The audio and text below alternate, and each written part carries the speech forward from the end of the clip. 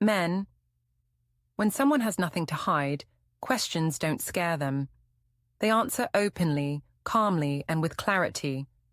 There's no hesitation, no anger, no deflection. Simple questions get simple answers because there's nothing to protect, no narrative to maintain, no secret that might unravel with the wrong detail revealed.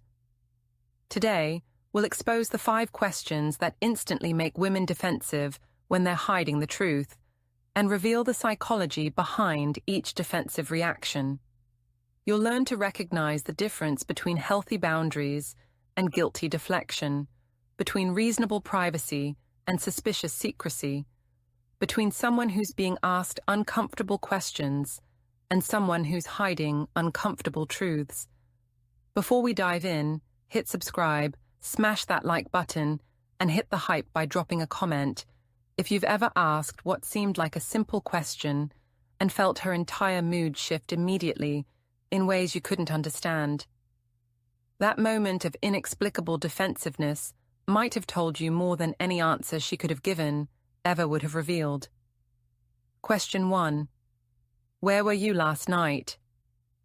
When you ask this straightforward question about her whereabouts during a specific time period, notice everything about how she responds, not just what she says. If she's innocent with nothing to hide, she'll tell you easily and immediately, with no hesitation whatsoever. The answer flows naturally, because it's just factual information about where she actually was. But if she's hiding something, even something relatively small that she thinks you wouldn't approve of, this question often triggers immediate irritation, sarcasm, or counter-questions designed to put you on the defensive instead. She responds with, "Why do you care?" or "Why are you tracking me?" or "Don't you trust me?" instead of simply answering the straightforward question you asked. The defensive reaction here is rarely about the question itself or about you violating some reasonable boundary. It's about her fear of exposure, her need to protect information she doesn't want you to have, her panic that answering honestly might lead to follow-up questions that expose inconsistencies or lies. The more significant the detail she's hiding, the angrier and more defensive she typically gets at being asked, because the question threatens to unravel whatever story she's constructed about her activities. A defensive reaction to this basic accountability question reveals her subconscious protective mechanisms activating before you can look too closely at what she was actually doing. She knows that answering honestly either requires lying, which risks being caught later, or telling truth that exposes behavior she's been hiding. Neither option is comfortable, so she attacks the question itself, attempting to make you feel guilty or controlling for asking something that should have a simple, easy answer in any transparent relationship. Watch for specific defensive patterns that reveal guilt rather than reasonable boundary setting. She answers your question with another question, immediately putting you on the defensive about why you're asking, instead of simply providing the information requested. She laughs it off dismissively, or tells you you're overreacting to a simple question, minimizing your reasonable request for basic information about her whereabouts. She changes the subject entirely, instead of answering clearly, redirecting conversation away from the question you asked, because she doesn't want to provide an answer that's either a lie or an uncomfortable truth. The psychology at work involves what researchers call defensive information management.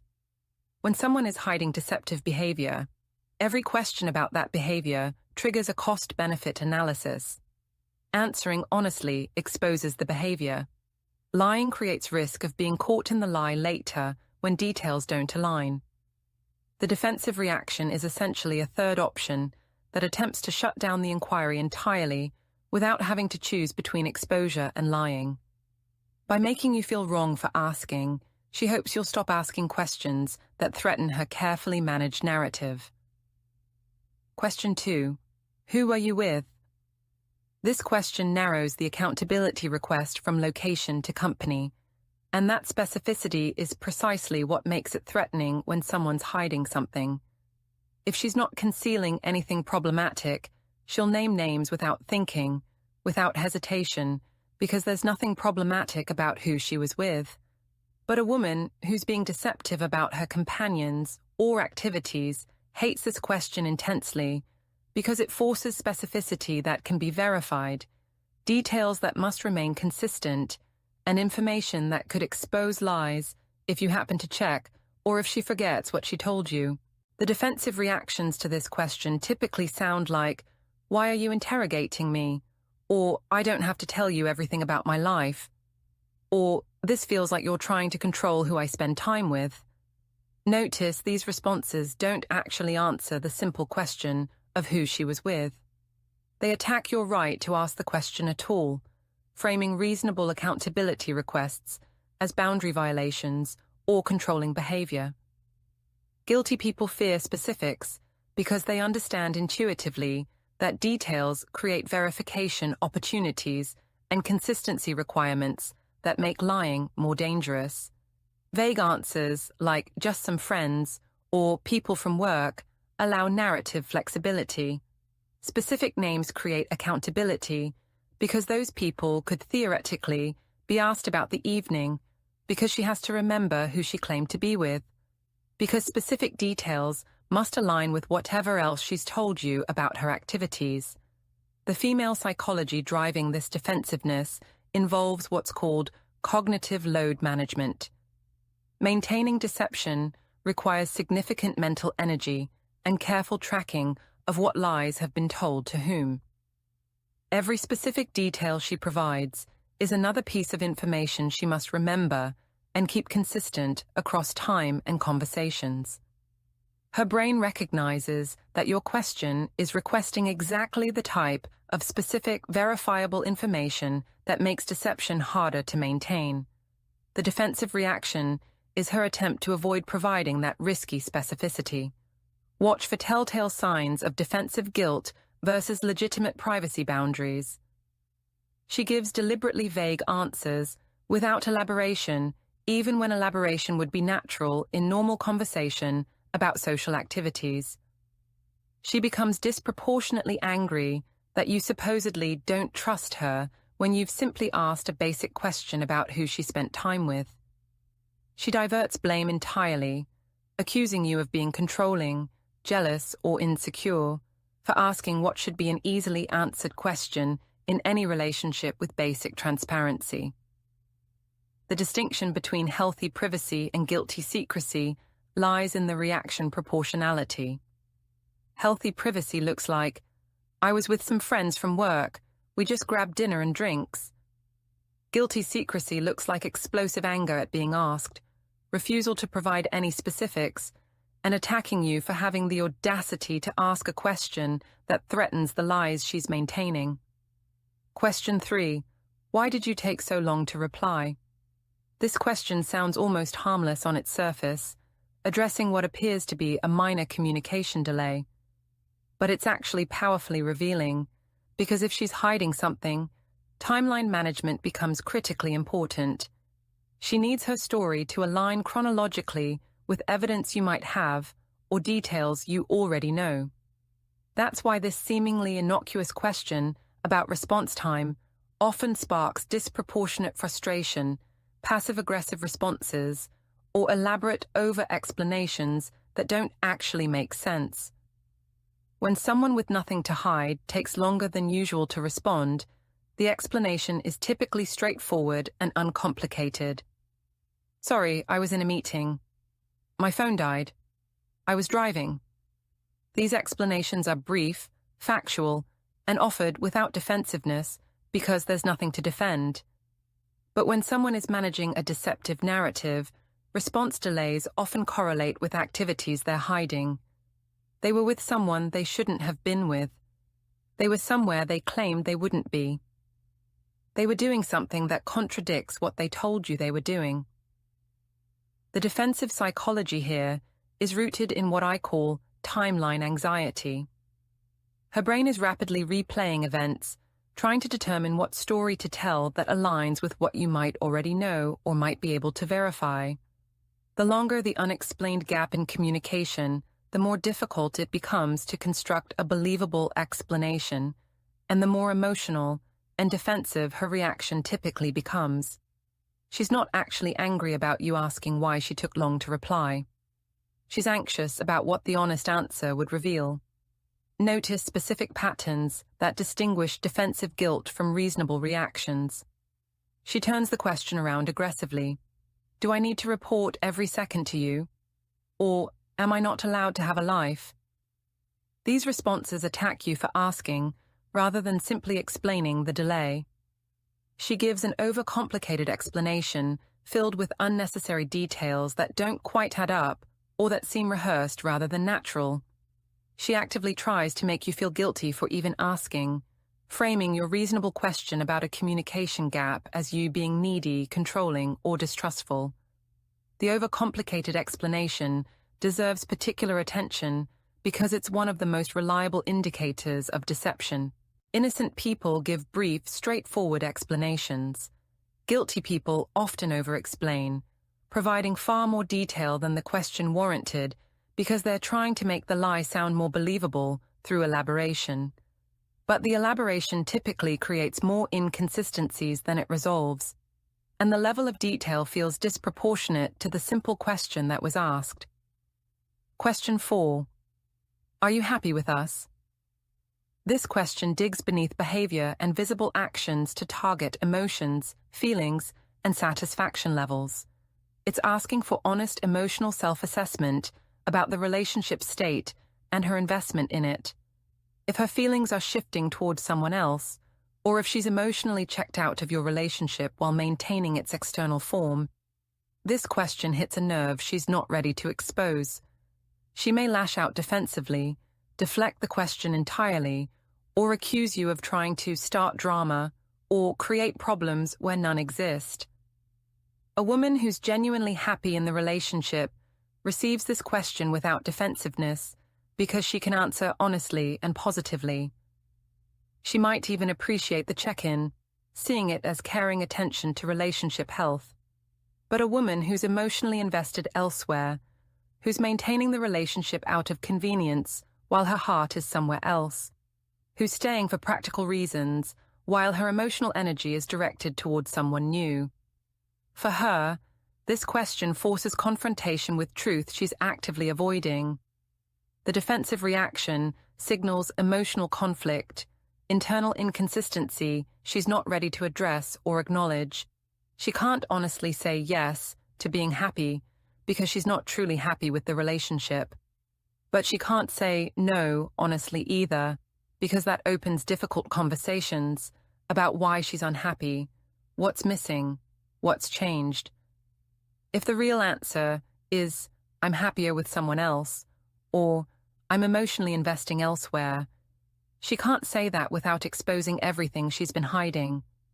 When someone is emotionally checked out or investing feelings elsewhere, this question forces them to confront the cognitive dissonance they're maintaining, staying in one relationship while emotionally connecting with another. Defensiveness becomes the way to avoid that confrontation entirely. By attacking the question, she doesn't have to answer it.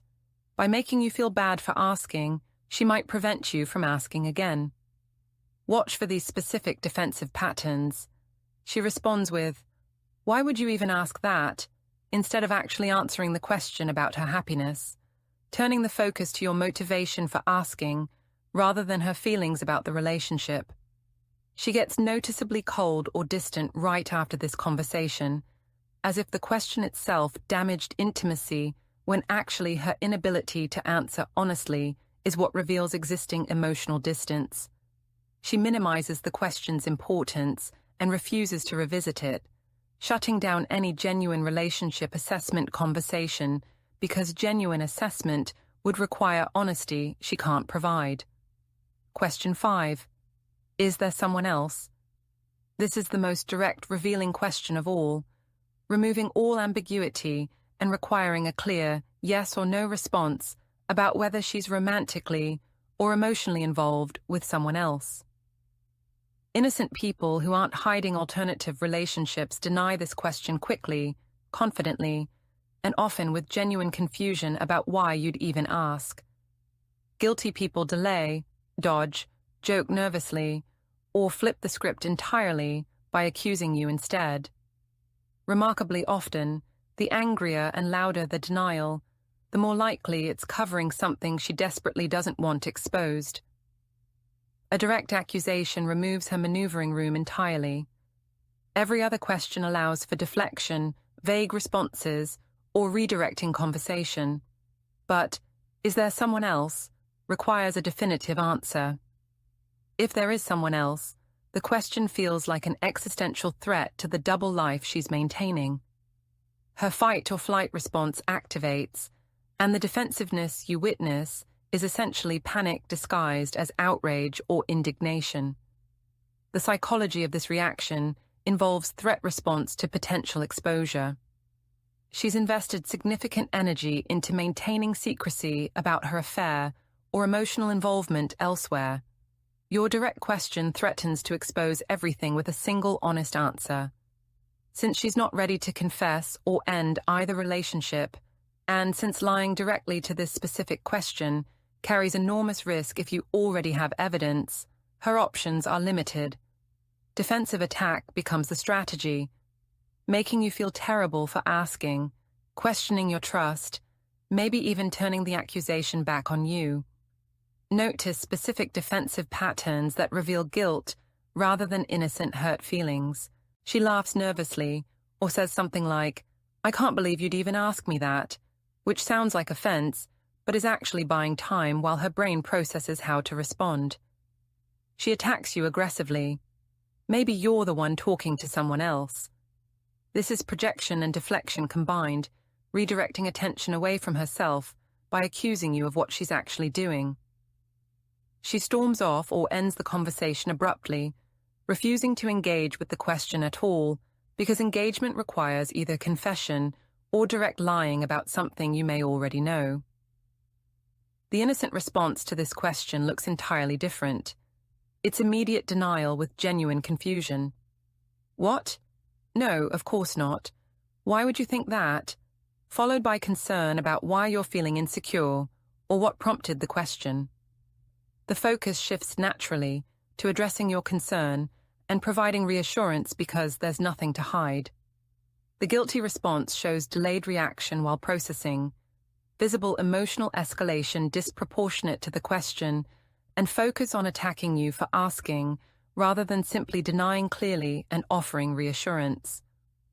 The guilt manifests as anger that you're threatening her narrative, fear that you might already know something, and desperation to shut down the conversation before she has to either confess or lie directly about something this significant.